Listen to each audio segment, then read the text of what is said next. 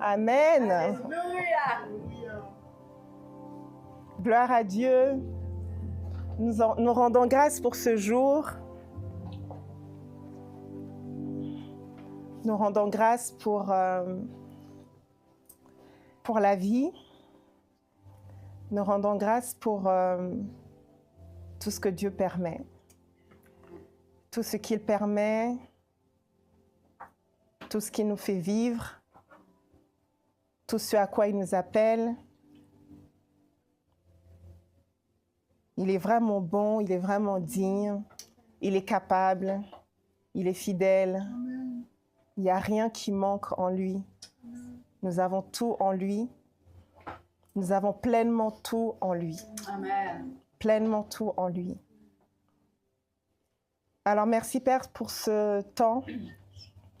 Merci pour ce moment dans lequel tu es présent, où tu nous tiens, où tu nous portes, où tu nous guides, où tu nous parles, où tu nous guéris, où tu nous restaures, où tu renouvelles toutes choses, où tu nous accompagnes, où tu es là. Tu n'es jamais loin, tu es toujours présent, prêt à faire remonter dans nos cœurs, nos âmes, la vérité de qui tu es, de ton Fils et du Saint-Esprit. Amen. Tu nous as inclus dans la Trinité divine. C'est une vérité que nous voulons vivre. Amen. Pas demain, mais aujourd'hui. Toujours, Père. Merci. Merci. Nous pouvons dire, Christ est ma vie.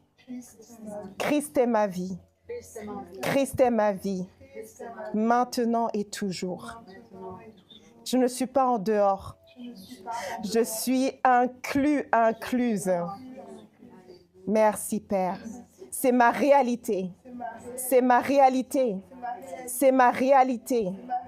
Alléluia. Merci, Père. Merci, Père. Je salue l'apôtre Alain Léa. Je rends grâce pour sa vie. En préparant ce message, j'ai pensé rapidement à... Il y a une idée qui m'a traversée et il est la personnification, en fait, de celui qui participe pleinement.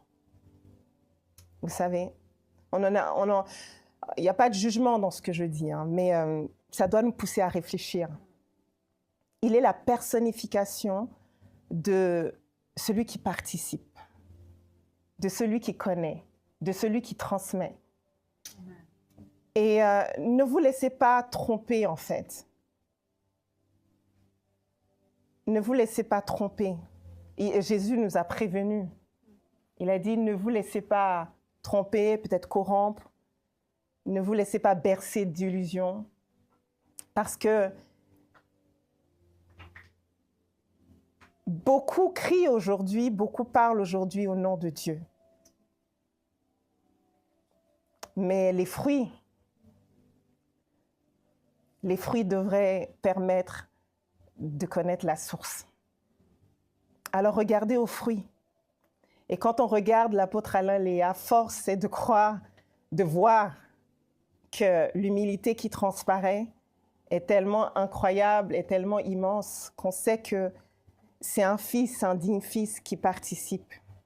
Alors nous te saluons, apôtre Alain Léa, nous rendons grâce pour ta vie, nous te disons infiniment merci de nous permettre de nous connaître et de faire connaître le Fils. Je rends grâce pour la vie de Pasteur Marc, Pasteur Rosie, Pasteur Chrissy, Prophète Yvan, l'ancienne Diana, la diaconesse, les fils et filles de Dieu présents, vous tous qui nous suivez aussi depuis les réseaux sociaux, vous qui êtes chez vous, je vous salue également. Amen. Vous pouvez vous asseoir. J'ai écrit quelque chose il y a plusieurs années. Et hier, je suis retournée à mes notes. Je vais voir si je retrouve cette fameuse note. C'était le 21 avril 2020 à 18h44. C'est bien les iPhones, hein? C'est très précis. La date, les jours, enfin, l'heure. Et au moment où j'écrivais ça, vraiment, Dieu m'est témoin, je ne savais pas du tout ce que cela voulait dire. Mais c'était quand même une réalité qui m'a interpellée parce que je n'ai pas compris tout de suite. Aujourd'hui, je comprends et je rends grâce à Dieu. Comme vous le savez, je viens d'une... voilà, mes parents m'ont éduquée dans le catholicisme. Et très petite, déjà toute petite, j'aimais l'église en fait. J'aimais l'église parce que c'était des moments où on pouvait se retrouver. Et il y avait vraiment un côté très familial que j'aimais aussi. C'était l'occasion de voir les parents, des amis, d'autres élèves de notre école. Et puis surtout, il y avait le père Susini, dont je me rappelle le nom. Un prêtre vraiment tellement chaleureux, tellement ouvert. You know. Je l'aimais beaucoup, en fait. C'est lui qui m'a baptisée dans le catholicisme. Mais quand j'ai eu la révélation du Fils, je ne savais pas que c'était le Fils, n'est-ce pas? Je ne savais pas que c'était le Fils. Je disais Dieu, comme nous tous. Hein. Dieu, Dieu, Dieu. Mais le Fils, et on le sait dans la Trinité, il y a 3 personnes distinctes, mais inséparables. Le Père, le Fils et le Saint-Esprit. Quand on dit 3 personnes, c'est que chacun a quand même une certaine personnalité, on va dire. Chacun joue un rôle. Mais les rôles ne sont pas contradictoires, ils s'imbriquent dans une harmonie divine et éternelle. On sait que le Fils nous a permis de connaître le Père, n'est-ce pas? Donc ce jour-là, j'allais commettre un acte pas très chrétien, on va dire. Je voulais me suicider parce que j'avais dans mon cœur des choses auxquelles que je n'arrivais pas à régler, que je n'arrivais pas à comprendre. Et surtout, mon amour pour Dieu était tel que je me disais, ce n'est pas possible que j'ai un père qui m'abandonne. Comment est-ce possible? Dieu est amour, amour, amour. Et moi, je me retrouve dans cette prison émotionnelle, psychologique, mentale. Et je me suis dit, mais en fait, Dieu est mon secours, certes, mais ce secours, je ne le vis pas aujourd'hui.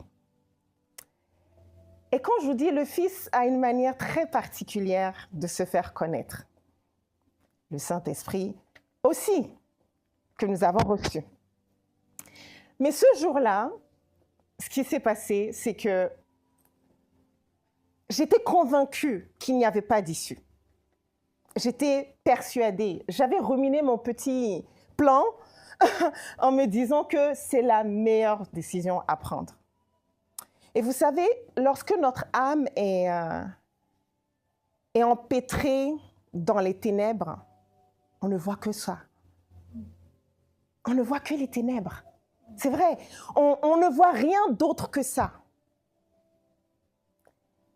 Mais ce jour-là, il y a une lumière qui a jailli de moi. De moi? Ok. Et j'ai entendu cette voix qui me disait « Suis-moi ». Parce que dans des moments comme ça, on s'attend vraiment à des choses très genre « Ça va aller !» Tu vas réussir, tu vas être heureux, c'est-à-dire tu vas entendre tout ce qui te pousse à vouloir commettre cet acte. Tu as envie d'entendre les promesses du contraire, de ce que tu n'as plus envie, de vivre. Mais il m'a dit juste une seule chose, suis-moi. te suivre? Toi, t'es qui? Suis-moi! Il m'a dit, suis-moi! Et je me suis dit, d'accord. Il m'a dit, suis-moi et ta vie ne sera plus jamais la même. Ça, c'est une promesse, vraiment. Ça ne va pas trop dans les détails, mais c'est une promesse éternelle. Et j'ai écrit, du coup, je vais vous lire pourquoi j'ai écrit ça, alors que je ne comprenais pas. J'ai écrit, en cherchant Dieu, je t'ai trouvé. Et en te trouvant, j'ai rencontré Dieu. Jésus, je t'aime, tu es mon sauveur, tu es mon consolateur. Je cherchais Dieu. Je voulais le voir, je voulais l'expérimenter. Je voulais qu'il descende. Et là, celui qui se révèle à moi et celui qui se révèle en moi, c'est le Fils. Le Fils, il nous dit toujours, suis-moi. Quand Jésus-Christ est descendu, quand il s'est incarné dans ce corps, chacun des apôtres avait leurs préoccupations quotidiennes. Il n'essaie pas vraiment de les convaincre. Toi, quel est ton prénom? Suis-moi. Toi, suis-moi. Toi, suis-moi. Il ne leur a pas montré le plan. Il ne leur a pas montré la destination. Il ne leur a même pas fait des promesses. Mais il a dit, suis-moi. Alors vraiment, j'ai repensé à ça et je me suis dit, oui, Père, rends-moi docile. Que dans des moments où le Père nous appelle à travers son Fils qui est en nous, quand il nous parle, que nous puissions vraiment manifester à ce moment-là ce discernement. Parce que ce jour-là, dans ma chambre, m'accrocher juste à cette voix, alors que les vagues qui me submergeaient à cet instant étaient tellement négatives. Comment est-ce qu'une seule phrase qui dit « suis-moi » peut-elle faire changer la direction? Parce que c'est la voix du Fils. Et donc aujourd'hui, je vais vous parler de notre participation. Parce que mon oui ce jour-là n'était pas un oui déconnecté du oui éternel de Jésus-Christ. Quand j'ai dit oui ce jour-là, sans même savoir où j'allais, où ça allait me mener, quand j'ai dit oui ce jour-là, véritablement, je ne savais pas du tout ce qui m'attendait. Et vraiment, rien n'avait changé, by the way. Hein, rien n'avait changé. Mais ma vie n'a plus jamais été la même. Il tient toutes ses promesses, en fait. Et donc, aujourd'hui, nous allons parler des dimensions de cette participation que les pères de l'Église ont appelée la théosis. La théosis. Nous allons parler de notre participation concrète, quotidienne. Comment participer à la vie divine? Comment on fait? Je vous ai déjà donné un exemple. C'est moi qui ne connaissais rien dans ma chambre, pensant qu'il n'y avait plus d'issue pour moi. Et j'ai dit oui, comme un enfant. Quand on parle du salut, beaucoup pensent immédiatement au pardon. D'autres pensent au ciel. La vie après la mort, qu'en sera-t-il? D'autres encore pensent à la morale, à l'effort. Comment vais-je devenir un être meilleur? Comment vais-je faire pour ne plus être charnel? Mais la vérité qui se cache dans l'Évangile va beaucoup plus loin. Va beaucoup plus loin que juste le pardon, qui est déjà... Mais c'est notre Dieu, hein, on le sait. Il ne fait jamais les choses à moitié. Le salut n'est pas seulement être pardonné. Le salut n'est pas seulement éviter la condamnation, le jugement. Le salut n'est même pas seulement être réconcilié. Le salut dans sa profondeur, c'est entrer dans la vie du Fils. C'est entrer dans sa vie. Quand je préparais ce message, vous savez, je me suis dit, mais comment je vais préparer ce message parce que j'ai tellement mal à la tête, je ne vais pas y arriver en fait. Et je me suis dit, mais rentre dedans, lis et vis. Amen. Vis ce qui est écrit. Amen. Il y a des moments de notre vie où il faut juste lâcher prise et faire. Ce n'est pas une absence de liberté, ce n'est pas peut-être du relâchement, de l'abandon. Non, c'est faire confiance. Amen. Faire confiance. J'ai dit, je n'ai pas le choix. Je dois faire confiance. Amen. Alors, la théosis, ça vient de théos, qui veut dire Dieu, et le suffixe osis, qui signifie action, processus, transformation. Le sens littéral, c'est la divinisation. C'est l'homme qui devient Dieu, non par nature, mais par grâce. Par pure grâce. Que de la grâce. C'est Athanase d'Alexandrie qui dit que Dieu s'est fait homme pour que l'homme participe à la vie de Dieu. Et c'est vrai que j'ai pensé à ces pères de l'Église. Alors déjà, les apôtres, gloire à Dieu, on lit la Bible, on voit la vie qu'ils ont vécue. Et j'ai pensé aussi à ces pères de l'Église, nos frères, qui nous ont précédés dans cette connaissance et qui se sont vraiment battus, comme les apôtres, pour que nous, aujourd'hui, nous puissions nous tenir sur cette vérité. Et quand on regarde leur vie, ils ont pleinement vécu la théosis, la divinisation.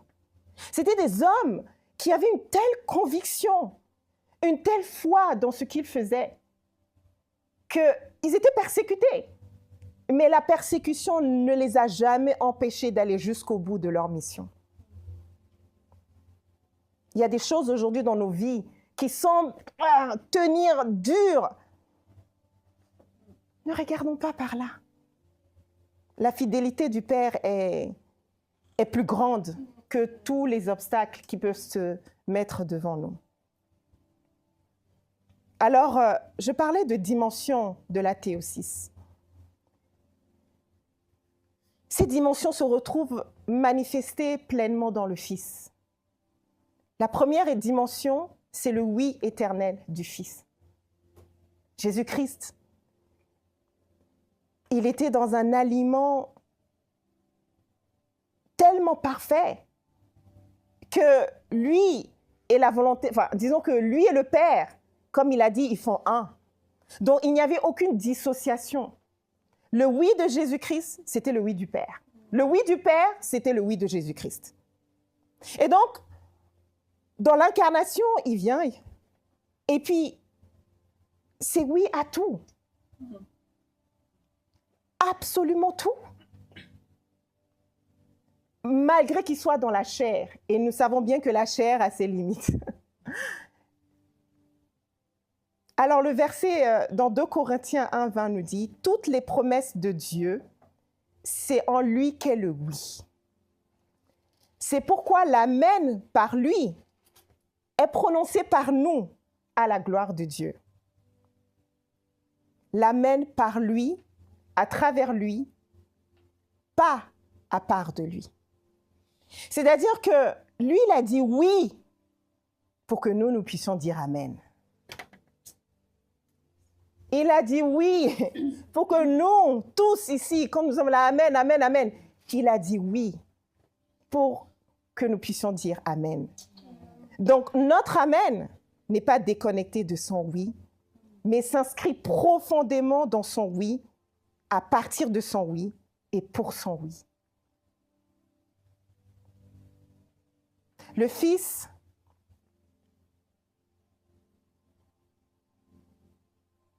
reçoit l'amour du Père et il répond. Le Père parle, le Fils répond. Le Père donne, le Fils reçoit. Le Père aime et le Fils, il aime en retour. C'est la communion éternelle. On parle de périchorèse, la danse divine. C'est parce qu'il y a une harmonie. L'apôtre Léa a donné l'exemple de deux danseurs. Il n'y en a pas un qui domine l'autre. Mais il y a une fluidité, il y a une harmonie dans les gestes, dans la danse, qui fait qu'il y a une cohésion totale. C'est comme s'ils étaient un. Et en fait, ils sont un. C'est un Dieu et trois personnes. Baxter Kruger écrit « Jésus ne vous donne pas seulement un exemple de comment répondre au Père. Jésus vous inclut dans sa réponse. Votre oui est son oui. Votre amen est son amen. Vous ne créez pas quelque chose de nouveau. Vous rejoignez quelque chose d'éternel. » Alors, la conséquence pour nous, c'est notre obéissance à nous aussi. En obéissant, nous participons. Et ce n'est pas toujours facile d'obéir. En pensant, en préparant le texte, je me suis dit, le nombre de fois où j'ai désobéi à mes parents, je ne peux pas compter. Et il y a quelque chose qui m'a frappée, c'est que je pensais que c'était lié à mon père. Je ne sais pas si tous les papas sont comme ça. Mais moi, mon papa terrestre, il a quelque chose de particulier. Quand je lui désobéis, ça finit toujours mal. Même adulte, je dis, lâche-moi. On va rompre ce lien-là. J'en ai marre. Mais si mon père est au courant de quelque chose et qu'il te dit non, ne le fais pas, et que tu le fais, tu vas ramper pour venir dire pardon. Et en fait, quand je pensais à ça, je me suis dit non, c'est pas une malédiction, c'est pas une condamnation, c'est en fait, c'est la sagesse du Père. Et Jésus, son oui, c'était un oui qui n'était pas forcé. Ce n'était pas un oui qui était, comment dire, un à peu près. C'était un oui total, confiant, rempli d'assurance. Non pas ma volonté, mais la tienne. Non pas ma volonté, mais la tienne. Rappelez-vous, Adam est venu. Et Adam, il a eu du mal à obéir pleinement. Mais le Fils, celui qui est Dieu, quand il est venu, il s'est inscrit, de manière excellente dans ce que le Père a voulu faire.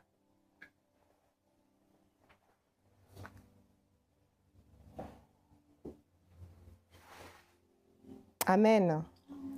Alors, comment le vivre au quotidien? Nous avons adoré ensemble, nous avons prié ensemble. Il ne faut pas essayer de faire quelque chose de nouveau. Il ne faut pas essayer de créer quelque chose qui n'a jamais existé. Il faut juste participer. Il faut rentrer dans son oui. Quand tu adores, tu rejoins l'adoration du Fils au Père. Quand tu obéis, tu participes à l'obéissance du Fils. Quand tu aimes, tu laisses passer l'amour filial du Fils. Ta réponse à Dieu n'est pas un effort. C'est la vie de Christ qui s'exprime à travers toi. Alors, un oui authentique, notre oui à nous, qui s'inscrit dans le oui de Christ, suggère une confiance totale.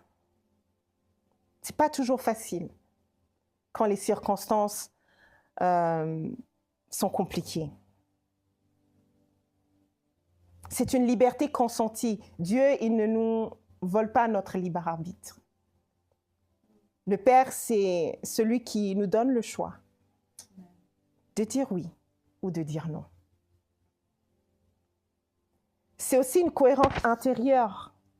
Parce que le oui, notre oui, qui vient participer au oui du Fils n'entraîne jamais la division, n'entraîne jamais l'erreur ou la perdition. Non, il y a une cohérence. Et c'est un abandon actif. Parce que dans notre société où on veut montrer, on veut démontrer, nous sommes dans la performance en permanence. Je vous assure, on a tellement été formés comme ça, construits comme ça, je ne sais pas, mais on ne s'en rend même pas compte quand on le fait. Tout le temps dans la performance. Si nous regardons nos églises aujourd'hui, l'église de Christ est devenue un plateau de performance. On veut égayer les gens, on veut entretenir l'heure d'adoration ou de prière. Il faut que quelque chose se passe. Mais tout est à l'intérieur. Tout se vit à l'intérieur. Tout se construit à l'intérieur. Si ce n'est pas stable à l'intérieur, qu'est-ce que tu veux démontrer? Qu'est-ce que tu veux faire? Tu vas le faire. Et demain, tu vas refaire. Mais si ça ne change pas à l'intérieur, il n'y a pas de consistance, il n'y a pas de progression, il n'y a pas de maturité. Amen. Alors, il ne s'agit pas d'obéir par peur. Je parlais de confiance. Jésus-Christ, il était tellement conscient de la douleur qu'il allait vivre. Et 100% homme, 100% Dieu, et il nous l'a montré. Parce que dans le jardin de Gethsémani, il a pris totalement conscience du fardeau de l'humanité entière. Et il a parlé. Mais il a aussi accepté. Et il est rentré dans le plan de Dieu pleinement et entièrement. Amen. La deuxième dimension, c'est la soumission parfaite du Fils. Quand on entend aujourd'hui le mot soumission, c'est compliqué. Me soumettre? La soumission, c'est compliqué. Mais le monde, tel qu'il est aujourd'hui, il y a des hiérarchies dans tout. Et il y a des personnes, il y a des gens qui ont du mal avec la soumission. Mais c'est parce que le mot soumission a totalement été perverti, corrompu. Regardez les familles, déjà entre couples. On sort un verset de son contexte sans comprendre. Tu dois te soumettre à moi. Mais ça veut dire quoi la vraie soumission? Tu dois te soumettre. Se soumettre, c'est quoi?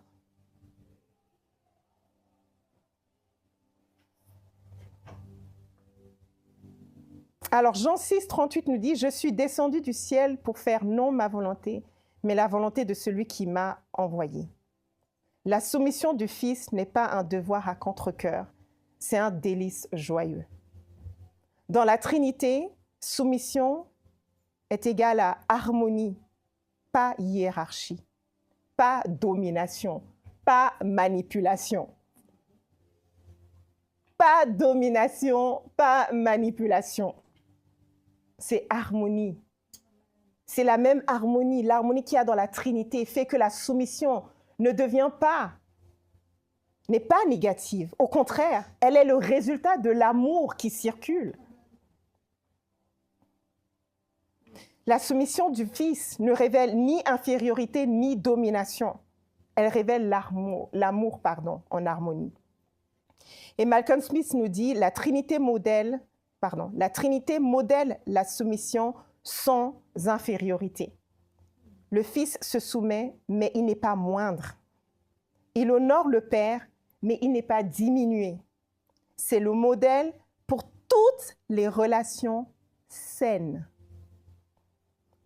Honneur mutuel, déférence joyeuse, amour en action. Le Fils n'obéit pas parce qu'il doit. Il obéit parce que sa volonté est une avec celle du Père. Alléluia.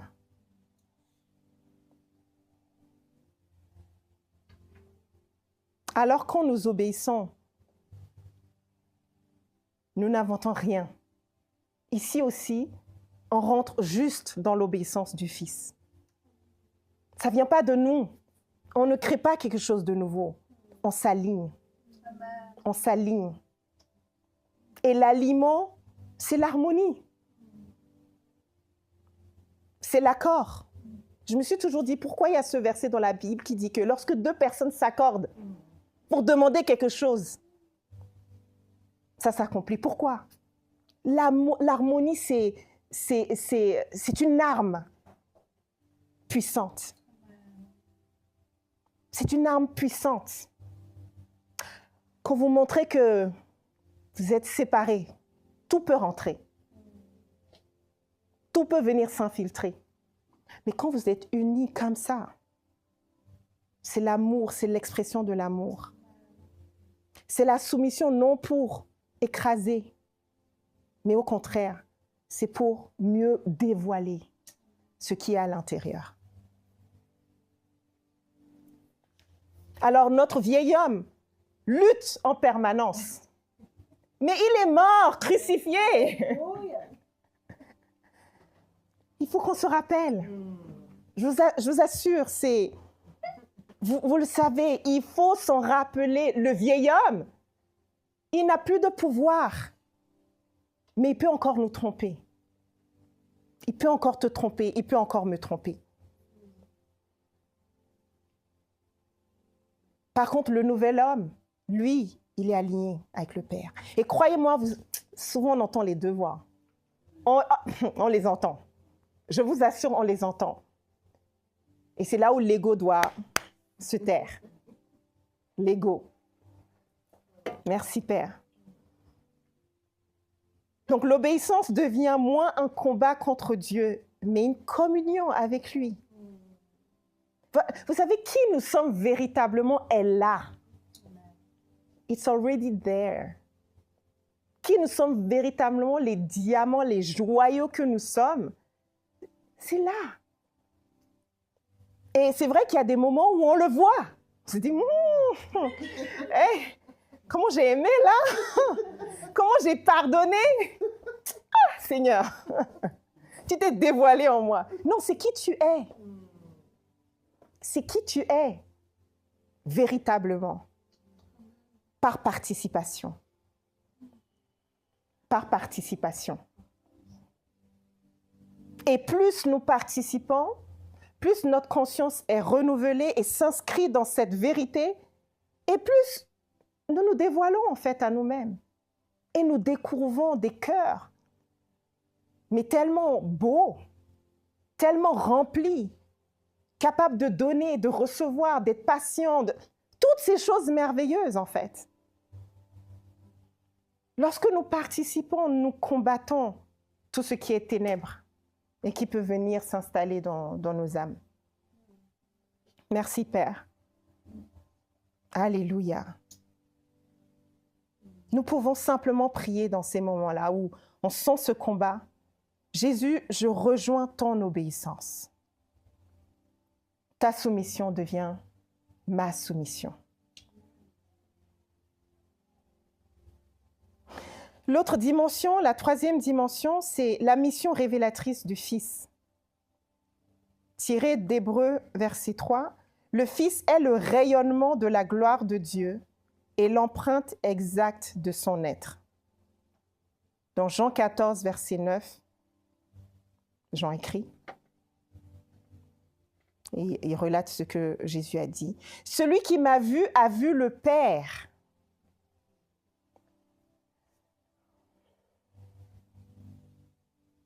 Ne laissons pas nos pensées nous éloigner de cette vérité. Celui qui m'a vu a vu le Père. Lorsqu'il y a des pensées de condamnation, lorsqu'il y a des pensées de jugement, lorsqu'il y a des pensées négatives,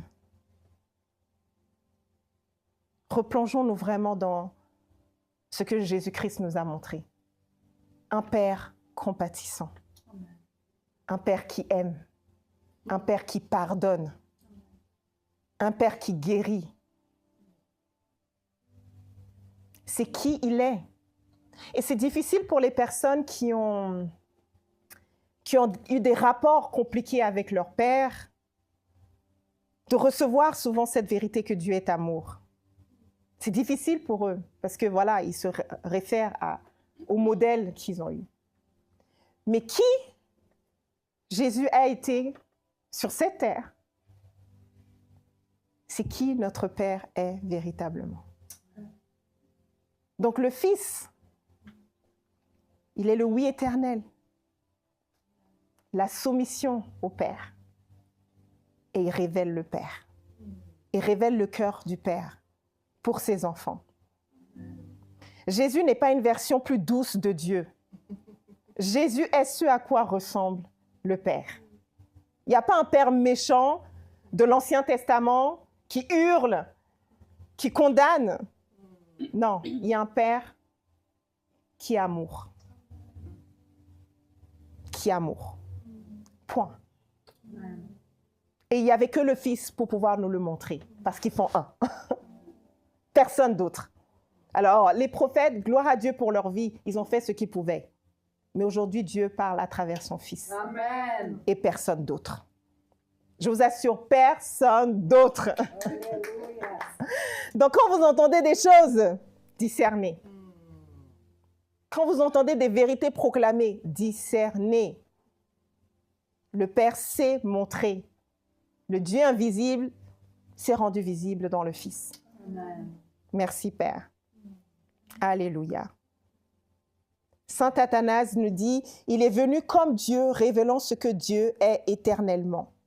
Et Saint Grégoire de Nazianze nous dit, connaître Christ, c'est connaître Dieu. C'est important, je vous assure, c'est très important. Parce qu'il y a des moments de challenge, il y a des moments où nous sommes vraiment challengés, où nous laissons certaines pensées filtrer, venir. Non, il faut faire stop, la vérité, elle est là. Tu commets une erreur, Dieu pardonne. La femme adultère, vous avez vu ce qui s'est passé. C'est la femme adultère. Elle a commis l'adultère. On ne va pas ignorer cette vérité. Et la loi prédit ou demande qu'elle soit lapidée. Pourtant, Jésus, quand il vient d'abord toucher les consciences. Elle qui a commis un péché n'est pas différente de vous tous qui êtes là et qui souhaitez ou la condamner. Il élève d'abord, il réveille les consciences. Et ensuite, il lui pardonne. Ce n'est pas qu'il lui dit, je te donne un chèque en blanc, lève-toi, réjouis-toi. Non, il dit, il lui pardonne ses péchés. Et il lui demande de ne plus recommencer. Donc notre Père, il est bon. Amen. Avant que tu ne commettes l'erreur, il le sait déjà. Il sait déjà. Et il t'a déjà pardonné. C'est ça qui est beau. Alors, chaque geste de Jésus révèle le cœur du Père. Quand il touche le lépreux, c'est le cœur du Père. Quand il pardonne l'adultère, c'est le cœur du Père. Quand il pleure devant Lazare, c'est le cœur du Père. Quand il pardonne, même sur la croix, dans la douleur, c'est le cœur du Père. Quand il accueille le Fils prodige, c'est le cœur du Père. Ce que vous voyez en Jésus, c'est ce que vous obtenez de Dieu. Rien d'autre. Pur amour, compassion, miséricorde. Alléluia. Merci, Père. Nous avons vu la 4e dimension ce jeudi avec la fille de Dieu, Anna Maria, le cœur inclusif du Père. Dieu a tant aimé le monde qu'il a envoyé son Fils, qu'il n'a pas, pardon, j'ai cru qu'il a envoyé son Fils pour juger le monde. Je sais quoi? Non.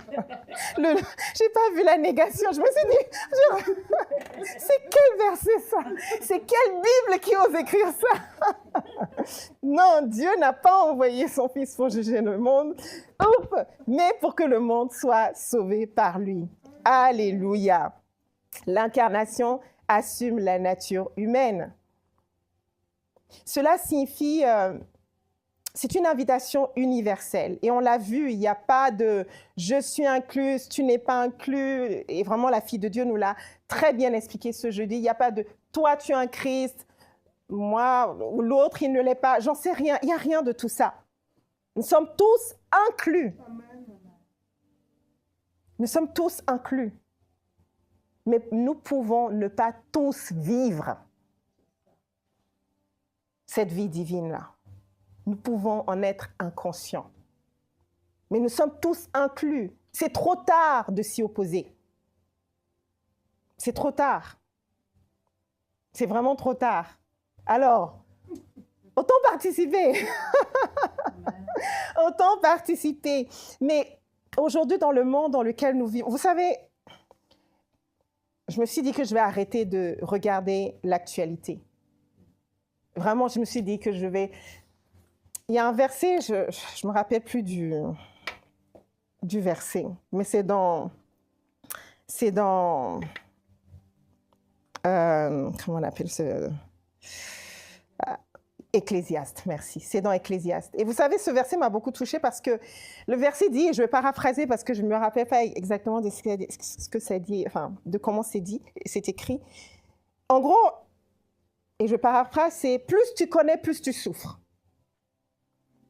Et en fait, quand je regarde l'actualité, c'est une véritable souffrance.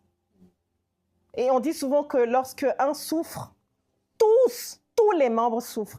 Il n'y a pas cette actualité que nous pouvons regarder et mettre une séparation dans ce qui est en train d'arriver, en fait. Tu peux lire? Car avec beaucoup de sagesse, on a beaucoup de chagrin, et celui qui augmente sa conscience augmente sa douleur. C'est ça. C'est exactement ça. C'est un verset qui m'a beaucoup marqué. Parce que je me suis rendu compte qu'à force de regarder l'actualité, je souffrais. Je vous assure que j'ai des journées de souffrance qui ne sont même pas liées à ma vie, alors que ma vie est déjà.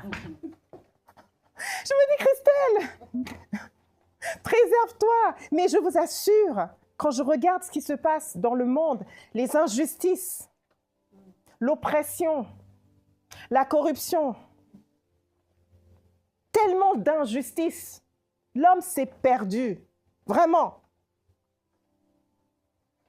Et nous ne participons pas dans ce que le Père a prévu. Nous ignorons totalement qu'en faisant du mal à notre prochain, on se fait du mal à nous-mêmes, parce que nous ne sommes pas séparés de notre prochain. Nous sommes un dans le corps. Et quel que soit l'endroit où nous sommes dans ce monde, je vous assure, tu te lèves, tu fais du mal à ton voisin parce qu'il est différent de toi, parce qu'il n'a même pas la même couleur de peau, il n'a pas la même religion. Il ne pense pas comme toi. Il ne mange pas comme toi. Il ne s'habille pas comme toi. Et nous avons dressé des murs de séparation sur la base de ce que nous croyons être vrai et qui est totalement à l'opposé. Et on l'a vu, du cœur du Père. Rien à voir avec le cœur du Père. Et des nations se dressent contre d'autres nations.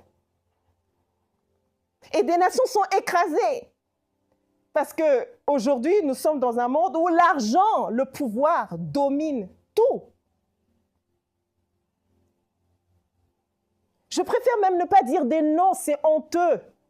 Je suis révoltée. Ouais, plus, comme on a vu dans la prière quand on a commencé, c'est Dieu nous emmène dans une connaissance plus profonde et intime du Christ. Pourquoi?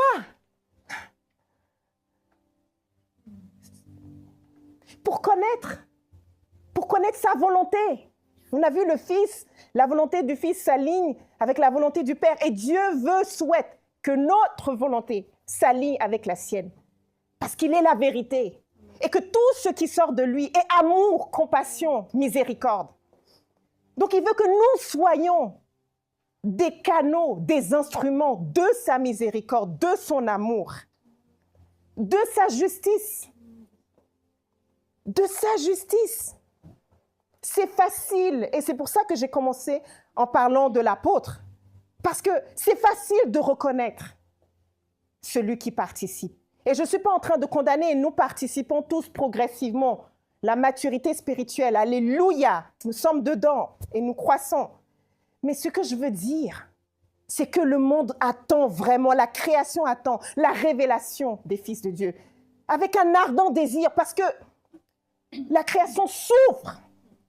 La création souffre, nous sommes un. Nous ne sommes pas divisés. Il est venu et il nous a tous inclus en lui.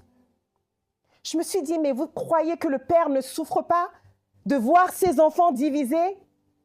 De voir ses enfants tués? De voir que celui qui n'a pas d'abri, nous sommes dans une société où on produit des pauvres.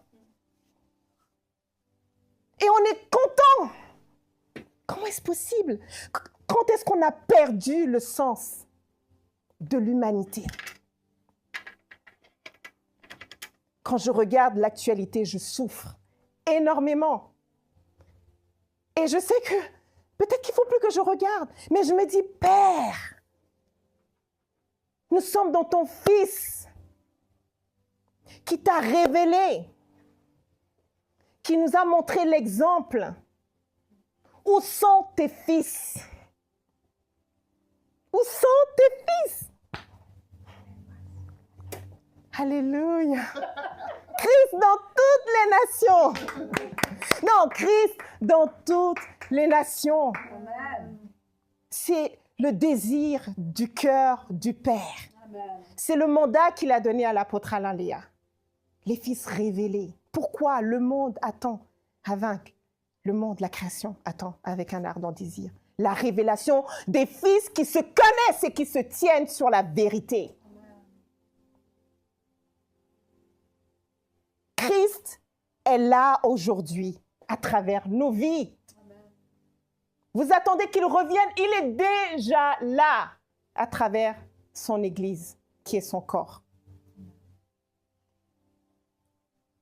Nous avons les yeux tournés vers le ciel, alors que nos yeux devraient revenir, saisir et déployer ce qu'il a mis en chacun de nous.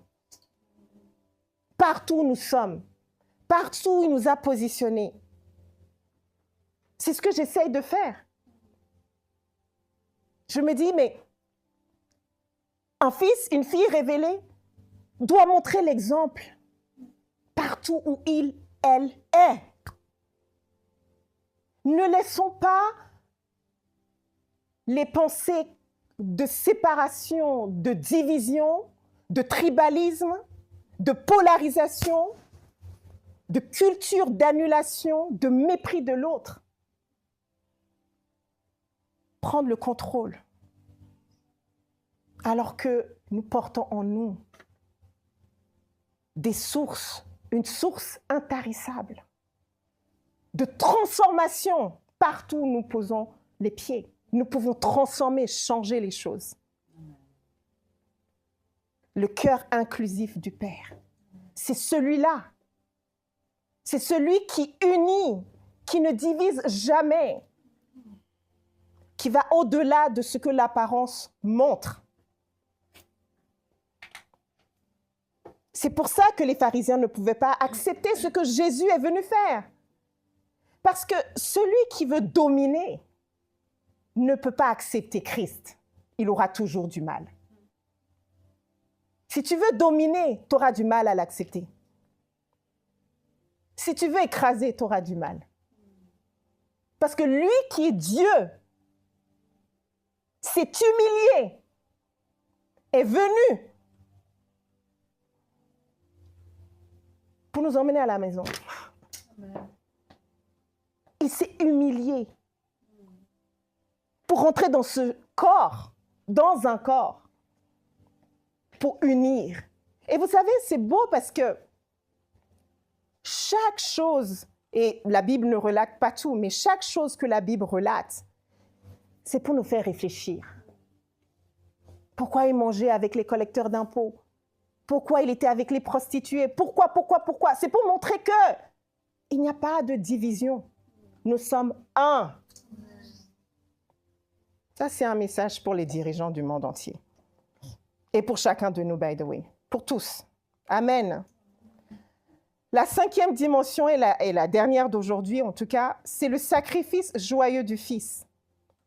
Hébreux 12, verset 2, « En vue de la joie qui lui était réservée, il a souffert la croix. Aimé jusqu'à mourir. » La joie n'était pas dans la souffrance, la joie était au-delà de la souffrance. Jésus n'est pas allé à la croix à contre-cœur. La croix fut une agonie réelle. Nous ne l'ignorons pas, mais elle n'a pas été subie avec résignation. Il y est allé par amour, pas par devoir, pas par obligation et pas par peur. Dans Jean 10, 18, il dit « Personne ne m'ôte la vie, mais je la donne de moi-même. » Et il n'y a pas, dans Jean 15, 13, il n'y a pas de plus grand amour que de donner sa vie pour ses amis. Ce qui a porté Jésus, c'était la joie de restaurer, réconcilier, ramener à la maison. Alléluia. Alors, qu'est-ce que cela change pour nous? Si la croix est amour, alors nous ne vivons pas dans la honte et nous ne vivons pas dans la condamnation. Nous vivons dans la gratitude. Et Romains 8, 1 nous le rappelle, il n'y a plus de condamnation pour ceux qui sont en Christ. Alors la croix, elle te dit encore aujourd'hui, tu vaux la peine qu'on meure pour toi. Tu vaux la peine. Tu vaux la peine. Tu vaux la peine. Tous. Même le meurtrier, celui qui a été reconnu de meurtrier, il vaut la peine. Inclusif. Alors en Christ, nous participons à l'amour du Père, du Fils et du Saint-Esprit. Nous aimons aujourd'hui parce qu'il a aimé le premier. Alléluia.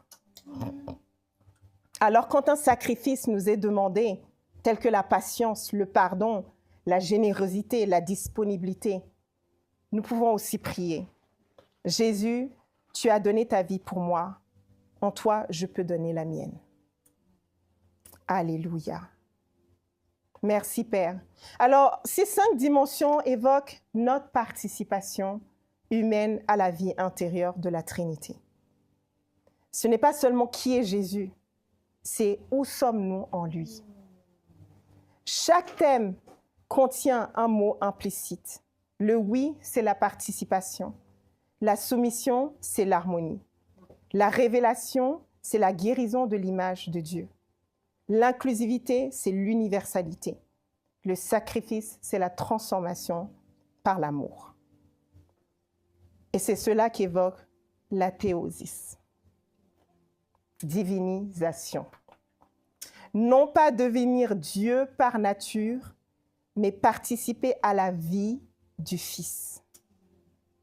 Et cela entraîne la guérison. C'est notre chemin spirituel à nous tous.